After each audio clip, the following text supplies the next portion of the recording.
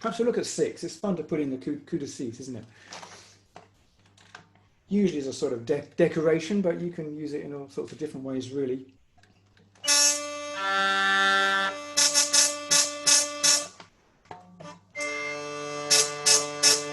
So you might think, like with, you're doing the coup de quatre, you want to put in, you've done 1 and 3, you want to put in 2 and then 4 and work it out.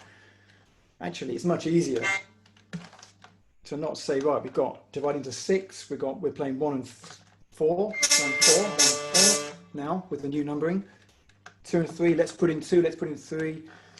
That's harder. It's easier to say, I'm going down, I'm going to do 1, 2, 3, and then 4 up. And then I'm practicing coming up. So in 2 halves, practice the 6. You know, you can play it differently, but it's harder, really. Start off by just doing it basic. Take a good speed, not too fast. Top and bottom, straightforward.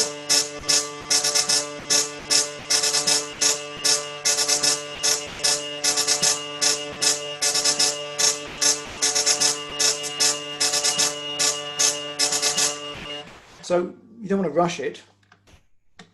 It's easy to first of all think there isn't time to do it, there's not space, but there is. At that speed, it can be quite relaxed. And you should keep on doing it, really. All these practices, anything that's a bit difficult, I would think you do it a little bit every day. You might do it for 20 minutes, whilst programming in where the patterns are, where the points are that you want to hit these patterns, to understand it, whether it's just rhythm or whether it's right and left hand. If it's difficult, I think you can't help doing it with a bit of tension. And if you practice for 2 or 3 hours doing something difficult, then I would imagine you would get some pains. I'm sure I've done this before. You get some pains in your elbow. It's all too hard. But if you do it 20 minutes a day, every day, making sure you are practicing the right thing, you'll find that you know what to do and you can concentrate on playing it in a relaxed way, and you'll end up doing it with not too much energy, quite relaxed, becomes natural. And you can't really accelerate that and do it in a day, in a week. It's just getting a certain new pattern and doing it every day for as long as it takes. So we've got that down. We've done that one. You can mix it up with other things. Then try from the bottom, do the opposite. And as I've said, some people play these things differently. To me, it's just thumb down. Of course, I'm starting up there. So the first motion, I think it's down, but the first motion is actually forward because it's right at the top. And it's just fingers underneath on the way up. So it's the same sort of action 3 times, just about.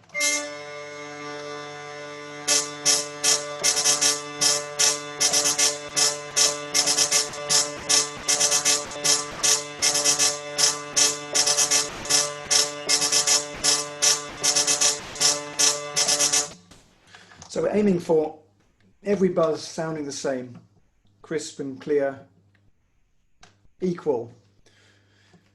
We're not trying to throw in a sort of scattering of buzzes that are, so some are good and some are bad and they're not quite in time. Better to do it measured and slow and get them right, especially when you're practicing. But even in a piece, you don't want to just sort of blur it with buzzes all over the place.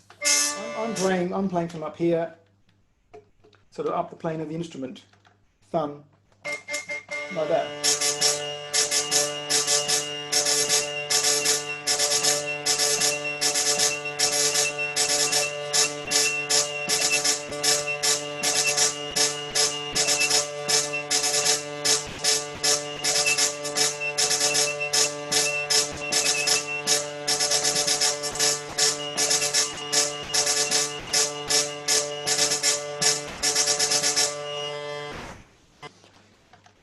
Let's do some left hand with it as well. If you're just doing, let's take just the first one we did, going down.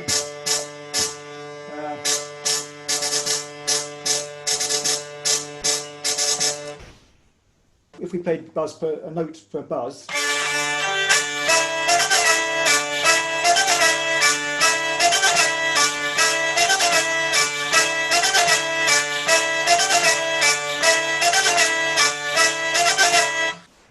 that's a simple way to do. Also, repeating metronomic arpeggio sort of thing, that's quite good.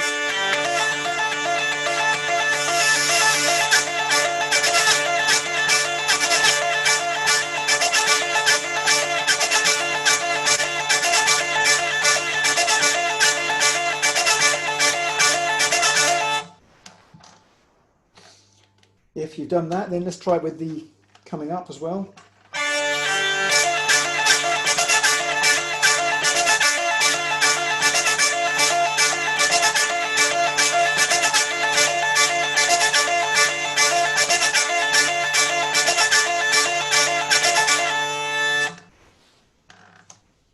Always make sure you've got enough rosin. Also the cotton wool, sometimes the cotton wears off a bit, especially on this side of the wheel by the trompette. Then I find it doesn't respond properly. So, you know, if you've been practicing this for an hour and then you find that it's your instrument that's letting you down, that's a waste of time.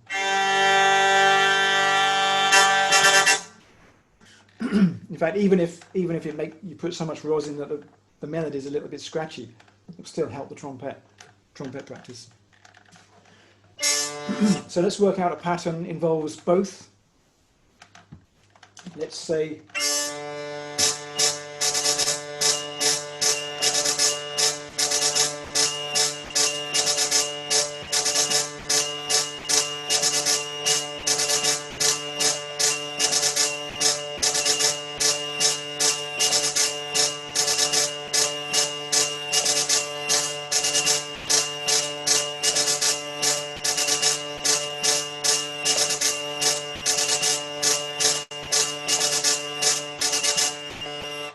straightforward.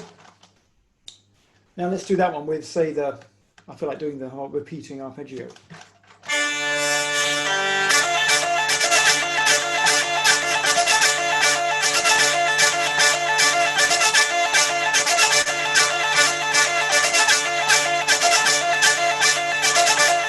Change it then. That's easy enough. I mean, you keep doing it till you get it right.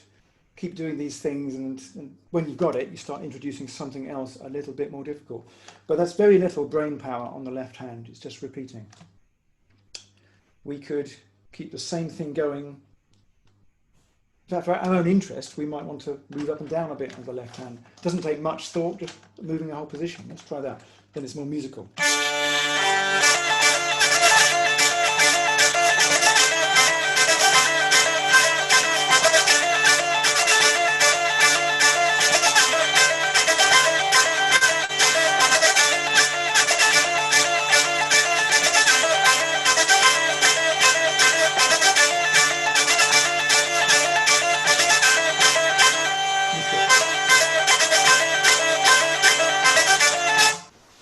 Beginnings of a piece, perhaps.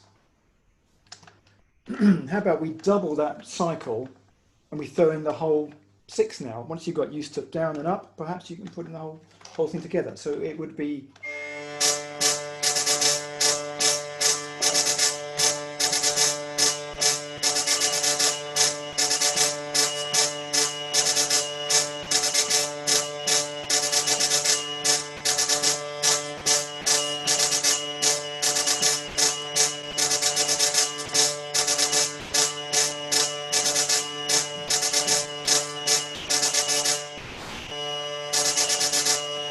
thought someone was coming in. Let's try that with the same left hand, just repeating.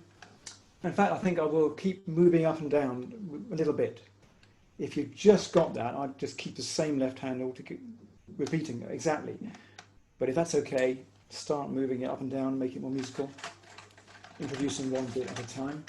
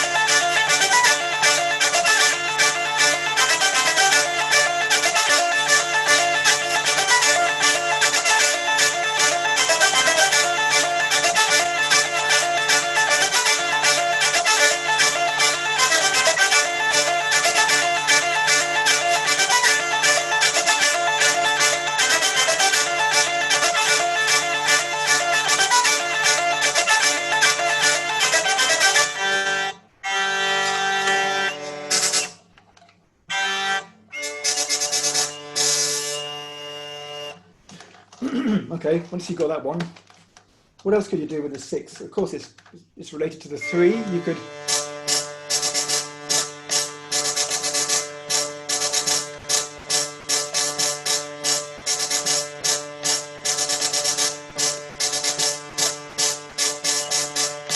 which is just an interesting, different way to play it sometimes. Put in just the coup de trois, really. It's just 1, 3, 5 of the 6.